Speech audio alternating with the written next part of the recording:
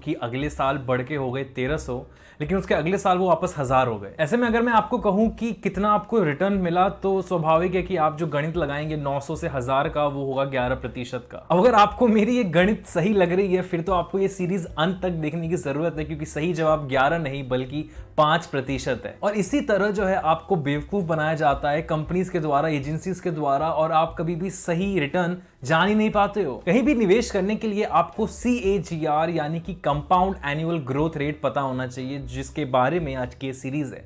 ये होता क्या है, इसे कैलकुलेट करा कैसे जाता है, क्या क्या फायदे हैं इसके, और खासकर क्या क्या नुकसान है इसके। काफी सारी चीजें जो है आप आज नई सीखने वाले हैं, तो इसे शेयर कीजिएगा अपने उन दोस्तों के साथ जिन्होंने नया नया निवेश शुरू करा है।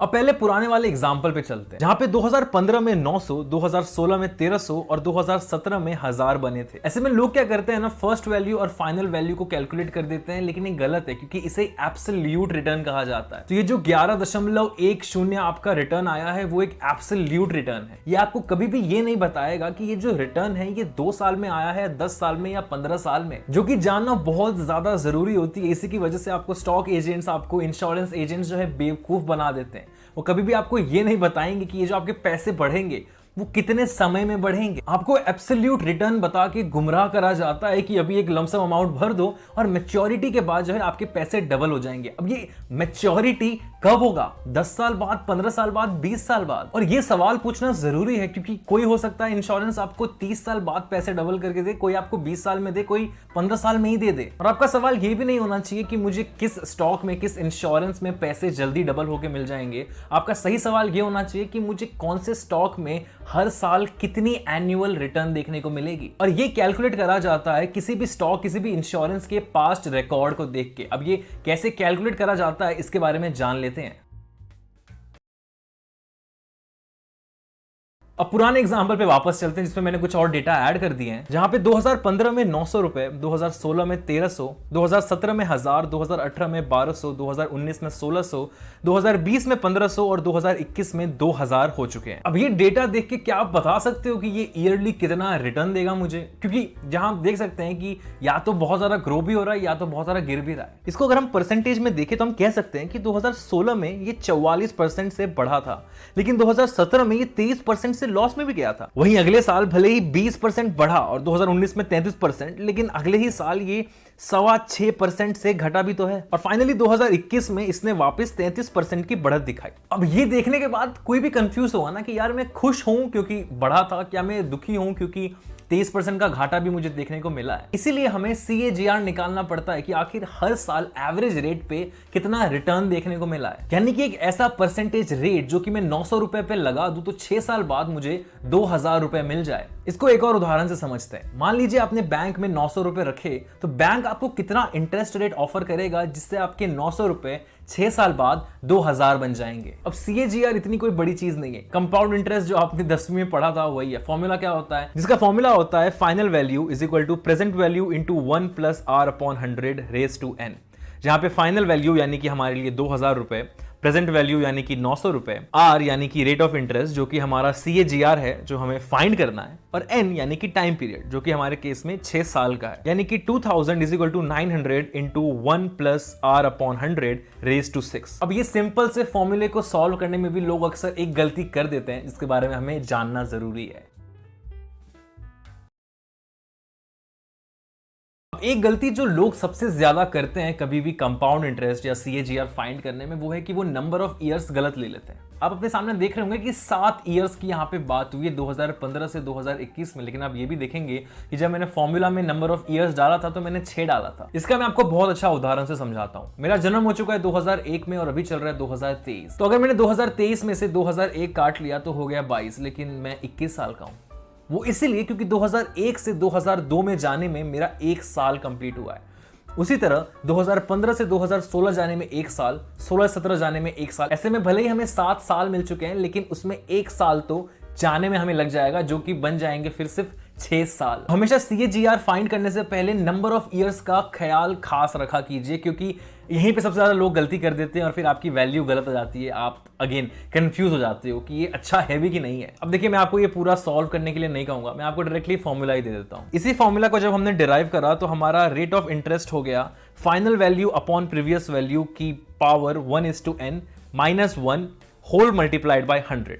काफी आसान फॉर्मूला है। अब मान लीजिए कि आप मेरी तरह आलसी है और आपको ये भी सॉल्व नहीं करना, आपको डर लगता है सॉल्व करने से, तो उसके लिए भी मैंने बहुत अच्छा आपके लिए उपाय ला रखा है। देखिए, मैंने गूगल पे जो है CAGR कैलकुलेटर सर्च कर रखा है, आपको बहुत सारे यहाँ पे मिल जाएंगे।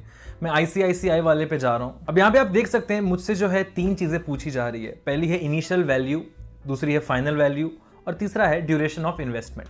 यहाँ पे इनिशियल वैल्यू जो है जैसा आप जानते हैं हमारे लिए होने वाली है 900 रुपये और फाइनल वैल्यू जो है हमारे लिए हो रखी है 2000 रुपये और नंबर ऑफ ईयर्स जो है हम यहाँ पे कर देंगे 6। और आप देख सकते हैं यहाँ पे डायरेक्टली हमारे सामने 14.23% आ चुका है, यानी कि मेरा CAGR 14.23% है। अब ये 14.23% का नंबर अच्छा या बुरा है, ये तो आपकी उम्मीदों पे निर्भर करता है।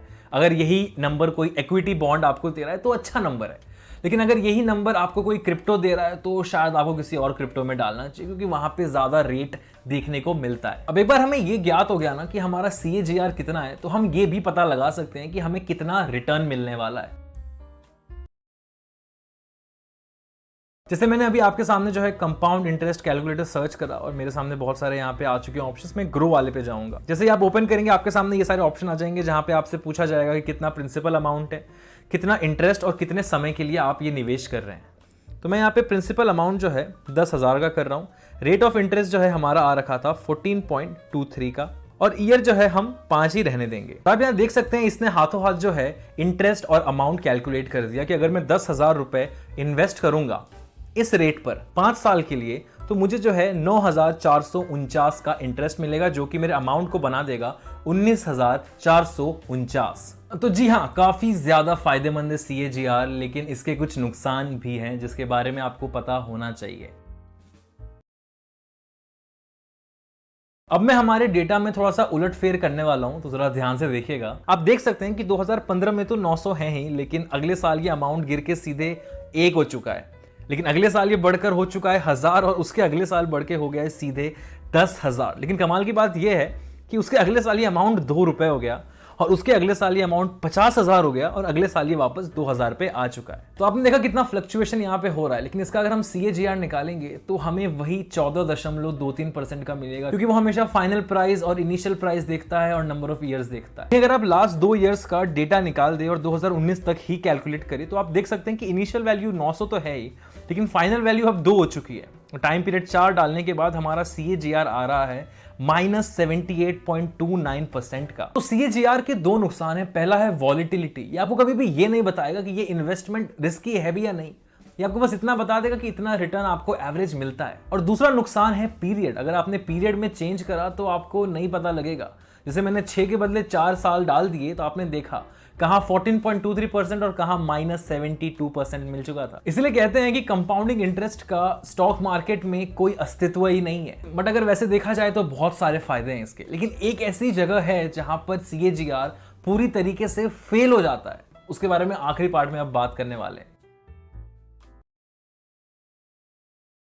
अब CAGR जो है बहुत अच्छे से काम करता है जब निवेश एक ही बार किया हो और फिर बैठे बैठे हमारे पैसे बढ़े घटे जो भी है, लेकिन निवेश सिर्फ एक बार किया गया है। लेकिन SIP में तो हम हर महीने पैसे भरते हैं, ऐसे में CAGR निकालना बहुत मुश्किल हो जाता है। तो इसको एक उदाहरण से समझते हैं। मान लीजिए मैंने 5 साल का एक SIP कराया है, तो मैंने आज जो पैसे भरे हैं उसके लिए मुझे 5 साल तक कैलकुलेट होता रहेगा CAGR। लेकिन जो मैं अगले महीने भरूंगा उसके लिए मुझे 4 साल और 11 महीने का CAGR कैलकुलेट करना पड़ेगा। जो मैं उसके बाद भरूंगा उसके लिए मुझे 4 साल और 10 महीने का CAGR कैलकुलेट करना पड़ेगा। ऐसे में जब मेरा 5 साल खत्म होने वाले होंगे, वो जो मेरा आखिरी इंस्टॉलमेंट होगा उसके लिए मुझे 1 महीने का CAGR कैलकुलेट करना पड़ेगा। ऐसे में आप समझ रहे हैं 12 × 5 यानी कि 60 बार मुझे CAGR कैलकुलेट करना पड़ेगा। वो खुद ही इतना बड़ा काम है और फिर भी CAGR सही से कैलकुलेट नहीं होगा। तो यहां तो CAGR पूरी तरीके से फेल हो जाता है। CAGR सिर्फ उसी के लिए अच्छा है जहां पे आपने एक बार निवेश कर दिया और आपका काम हो गया। SIP में ग्रोथ को फाइंड करने के लिए एक और तरीका होता है, जिसमें अगर आप इंटरेस्टेड है आप मुझे कमेंट्स में बता सकते हैं। बाकी इस सीरीज का यहां पे अंत हो चुका है। मैं आशा करता हूं आपको पूरी